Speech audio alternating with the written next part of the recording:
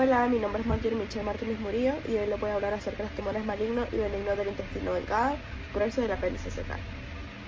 Ahora, hablando acerca de las anomalías congénitas, tenemos entre ellas la atresia intestinal, que es una obstrucción completa del lumen del intestino, donde el segmento afectado va a carecer de luz.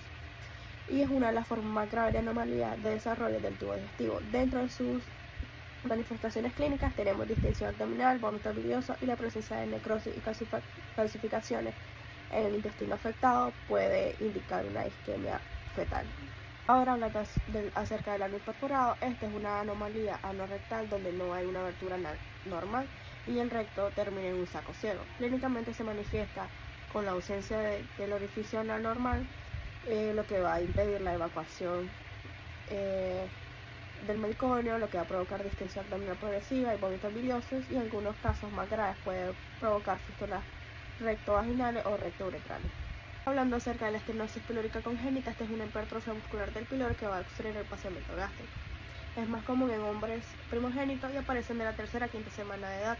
Dentro de sus manifestaciones clínicas hay vómitos gástricos no biliosos que pueden progresar intensamente, una presencia de una onda peristáltica y una masa palpable en forma de olivo en el epigastrio llamado tumor del píloro. Hablando acerca de los onfaloceles, esta es una hernia congénita de las vísceras abdominales en la base del diafragma, que va a estar recubierta por un saco formado por amnia y peritoneo, frecuentemente asociado a anomalías cromosómicas y malformaciones congénitas, ya sean genitourinarias, neuronales o cardíacas. El recién nacido puede presentar distensión abdominal y dificultad respiratoria. Hablando acerca del divertículo de Meckel, esta es una anomalía congénita más común del intestino delgado. Es una ventilación ciega que representa la persistencia del conducto vitelino. Es un divertículo verdadero, es decir, que tiene las tres capas de la pared intestinal normal. Se encuentra en el ilion aproximadamente de 50-75 centímetros de la válvula ileocecal. Mayormente son asintomáticos, pero cuando hay síntomas pueden presentar hemorragia, obstrucción intestinal, diverticulitis o perforación.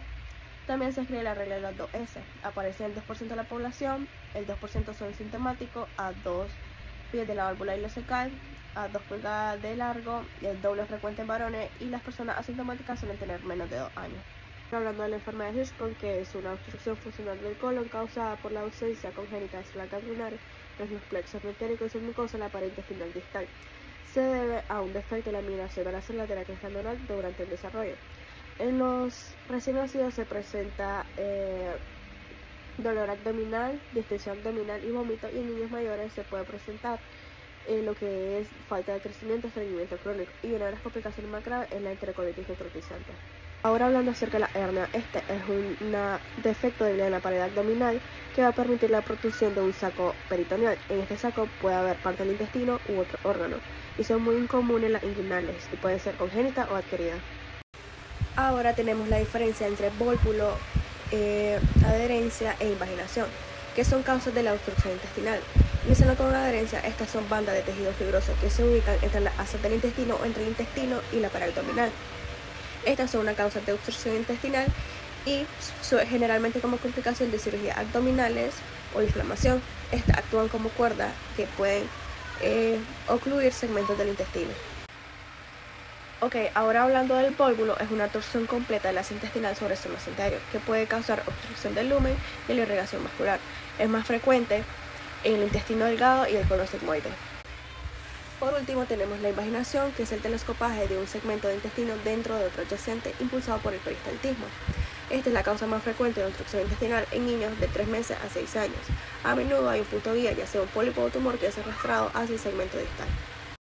Ahora hablando de las enfermedades isquémicas intestinales, tenemos que el intestino está regado por las arterias mesentéricas superior e inferior con anastomosis entre ellas. La mucosa intestinal es la capa más vulnerable a tener isquemia debido a su alta tasa metabólica y su posición terminal en el árbol vascular. Aunque el intestino tenga una red de colaterales, estas pueden ser insuficientes para prevenir la isquemia cuando hay una oclusión venosa o arterial importante. Ahora tenemos las causas más frecuentes de la isquemia. Tenemos la isquemia mesentérica oclusiva, generalmente causada por tromboembolismo arterial o trombosis venosa mesentérica.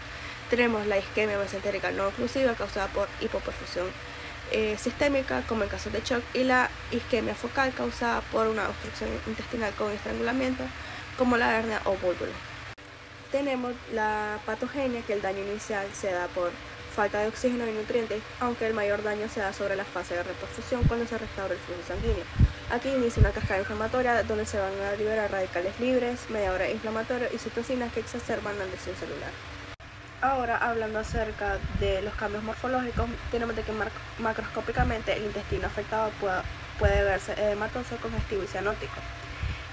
También puede haber hemorragia paraintestinal y en la luz intestinal, y también en casos severos puede haber ulceración y perforación. Microscópicamente tenemos de que va a haber una necrosis transmural, va a haber un edema en la lámina propia, hemorragia e infiltrado en la célula inflamatoria, y las críticas pueden mostrar un patrón hiperproliferativo en un intento de reparación. Ahora tenemos los pólipos, que son protuberancias de la mucosa hacia la luz intestinal y se clasifican en neoplásicos y no neoplásicos. Tenemos los pólipos no neoplásicos, que tenemos el pólipo inflamatorio, que son masas reactivas que se originan a partir de un ciclo de lesión y reparación en el contexto de una inflamación crónica. Histológicamente muestran una arquitectura de la mucosa distorsionada, ulceración y regeneración del epitelio. Tenemos los pólipos amartomatosos, que estos son el resultado de malformaciones focales durante el desarrollo, que se caracteriza por un crecimiento desorganizado de los tejidos maduros. Dentro de los pólipos amartomatosos tenemos los pólipos juveniles, que son los más comunes y aparecen frecuentemente en niños menores de 5 años y pueden aparecer en solitario o múltiple. Macroscópicamente son redondas con una superficie lisa y a menudo un pedículo. Microscópicamente son glándulas quísticas dilatadas llenas de mucina. Tenemos el síndrome Peutz-Jeghers, que es un trastorno autosómico dominante que se caracteriza por múltiples pólipos amartomatosos del tracto gastrointestinal y pigmentación mucocutánea significativa. Aumenta el riesgo de cáncer gastrointestinal y extraintestinal.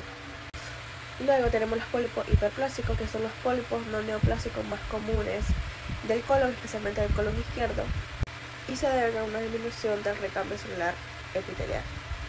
Son pequeños sésiles con una superficie lisa o nodular. Microscópicamente muestran células caliciformes con un patrón de proliferación en forma de sierra. Tenemos los pólipos neoplásicos o adenomatosos, que son lesiones precursoras de la mayoría de los adenocarcinomas colorectales y se caracterizan por displasia epitelial. Dentro de su clasificación histológica tenemos los tubulares, que son más frecuentes del 80 al 85% y tienen glándulas que forman túbulos que pueden ser sésiles o pediculados. Luego están los vellosos, que estos son menos comunes, del 5 al 10%, suelen ser sésiles, generalmente más grandes y tienen proyecciones digitiformes o vellosas. Y los túbulos vellosos son los que tienen características intermedias, tienen componentes tubulares y vellosos. Y los pólipos vellosos son los que tienen alta asociación con el riesgo de cáncer, generalmente si miden más de 4 centímetros. Ahora, hablando acerca de los tumores del apéndice, tenemos el mucocele apendicular, que esta es una extensión del apéndice causada por una acumulación de mucina. Esto no es un tumor en sí, sino una dilatación quística causada por una obstrucción luminal o una neoplasia productora de mucina. Si el mucocele se perfora, puede llevar a una condición grave llamada pseudomixoma peritoneal, que es donde la mucina se va a la cavidad abdominal. Tenemos el tumor carcinoide apendicular, que es el tumor más frecuente del apéndice. Generalmente son tumores neuroendocrinos bien diferenciados, suelen ser pequeños, menores de 2 centímetros y se ubican en la punta del apéndice. La mayoría son benignos y el pronóstico es excelente si el tumor está limitado al apéndice y es pequeño.